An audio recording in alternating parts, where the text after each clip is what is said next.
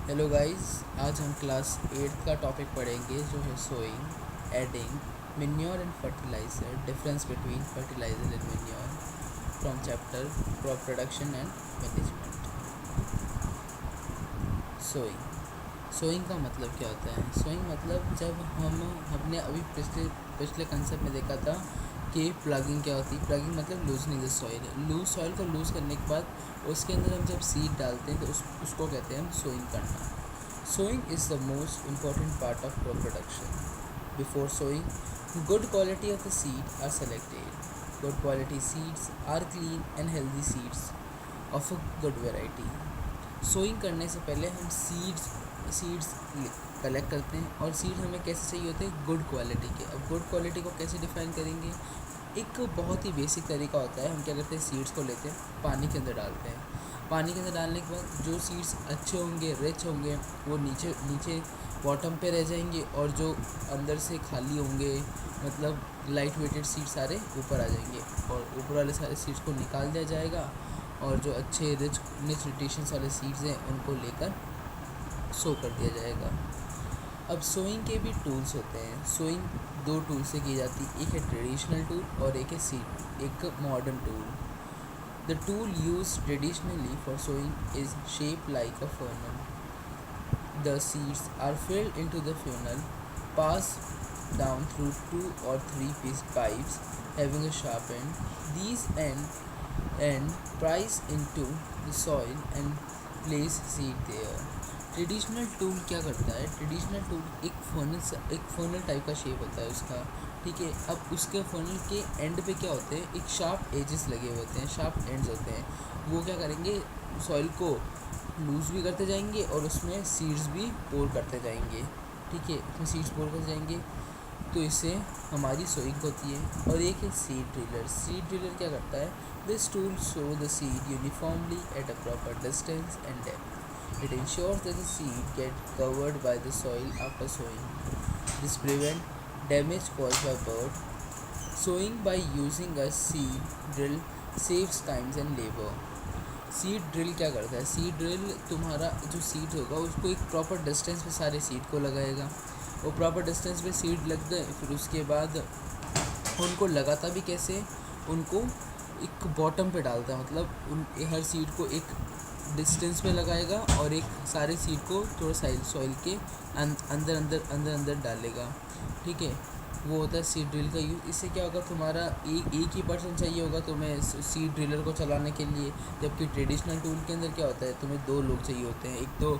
एक तो तुम्हारा जो उसको चला रहा होता है और दूसरा उस फ्यूनल के अंदर बार बार वो डाल रहता है, के अंदर बार बार सीड डाल रहा होता है, ठीक है। इससे तुम्हारा लेबर, मतलब it going to save labour, is going to save time and labour. So seed driller का एक और यूज़ ये भी होता है कि सीड ड्रिलर को हम ड्रॉप बाय ड्रॉप इरिगेशन करते हैं। इरिगेशन हम आगे पढ़ेंगे, वहाँ पे भी सीड ड्रिलर को हम यूज़ लेते हैं। वहाँ उन केसेस के अंदर सीड ड्रिलर का काफ़ी अच्छा यूज़ होगा। Adding manure and fertiliser. Manure and fertiliser क्या है? हम प्लांट को उगाने के लिए उसको न्यूट्रिशन चाहिए होता है। जब हम न्यूट्रिशन प्रोवाइड करते हैं उसको दो तरीके से प्रोवाइड हम कर सकते हैं। एक होता है ऑर्गेनिक वे में प्रोवाइड करें और दूसरा होता है इनऑर्गेनिक वे में प्रोवाइड करें। अगर हम ऑर्गेनिक वे में प्रोवाइड कर रहे हैं तो उस न्यूट्रिशन को, प्रोवाइडेड न्यूट्रिशन को हम बोलते हैं मैन्योर। इनऑर्गेनिक सब्सटेंसेस के थ्रू प्रोवाइड कर रहे हैं तो उसको हम बोलते हैं फर्टिलाइज़र। तो the substances which are added to the soil in the form of nutrition for a healthy growth of plants are called manure and fertilizer. Manure is an organic substance obtained from the decomposition of a plant or animal waste. Farmer dump plant and animal waste in the pit at open places and allow it to decompose. Decomposition is caused by some microorganism. The decomposed matter is used as a organic manure. अब क्या करते हैं? Manure बनता कैसे है? Manure बनाने का क्या तरीका होता है? एक हम एक खड्डा खोदते हैं, फिर उसके अंदर हम सारा वो डालते हैं, सारे ऑर्गेनिक मटेरियल डालते हैं। जैसे मतलब किचन का ही देख लो, एनिमल वेस्ट, प्लांट वेस्ट, ये सब हम उसके अंदर डालते हैं और उसको हम कवर करके रख देते हैं। तो काफ़ी समय के बाद उसको वापस उसको जो डिगी क्या होता है, जो उसको तुमने एक पिट बना के डाला था उसको, वो उसके अंदर उस सॉइल के जितने माइक्रो ऑर्गेनिज्म होंगे वो सब उसको डिकम्पोज कर देंगे उस सारे ऑर्गेनिक मैटर को, और फिर वो क्या हो जाएगी, एक सॉइल बन जाएगी that is going to rich in nutrition, और फिर उसको हम प्लांट्स के अंदर डाल देंगे। फर्टिलाइज़र क्या होते हैं? फर्टिलाइज़र होते हैं कि हमें मेनली हमें क्या चाहिए होता है, फॉस्फोरस, अमोनिया, ये सब हमें प्लांट को प्रोवाइड कराना होता है, नाइट्रोजन, ये सब हमें प्लांट को प्रोवाइड करना होता है। तो हम फर्टिलाइज़र केमिकल सब्सटेंसेस बनाते हैं जो जिनके अंदर ये बहुत ही ज़्यादा रिच अमाउंट के अंदर होता है। इनको ऑर्गेनिक वे के तरह नहीं बनाया जाता है, ये डायरेक्टली केमिकली सिंथेसाइज होते हैं सारे कंपाउंड, इनको बनाते हैं और फिर इनको प्लांट के अंदर डालते हैं। अगर दोनों ही फर्टिलाइज़र और मैन्योर का काम न्यूट्रिशन प्रोवाइड करना है तो इनमें डिफरेंस किस चीज़ का आता है?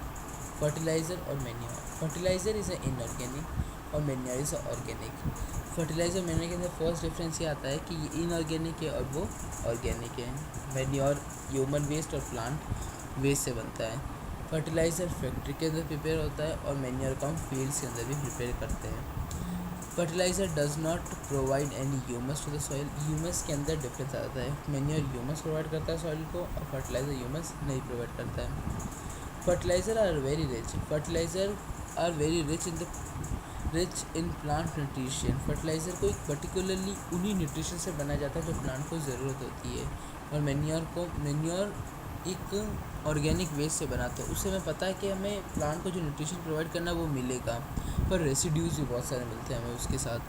तो एक उसको हम ऐसे नहीं कहते manure is rich in that compound और that nutrition which you want for plant. तो manure are relatively less rich in the nutrition. ठीक है, तो अब फर्टिलाइज़र दोनों का ही काम एक था कि मतलब दोनों को ही न्यूट्रिशन प्रोवाइड करना था। तो अब इन दोनों में से हेल्दी वे कौन सा है, और मतलब किसी के कुछ साइड इफ़ेक्ट भी तो होंगे, तो उसको देखते हैं। Adding manure and fertiliser, substance which are added to the soil in the form of nutrition. ये advantage of using manure. Organic manure is considered better than fertiliser. तो यहाँ पर हम देखते हैं कि ऑर्गेनिक जो मैन्योर हम ऑर्गेनिक मैन्योर क्या है, मैन्योर ऑर्गेनिक ही है, और मैन्योर को हम बेटर मानते हैं फर्टिलाइज़र से। क्यों?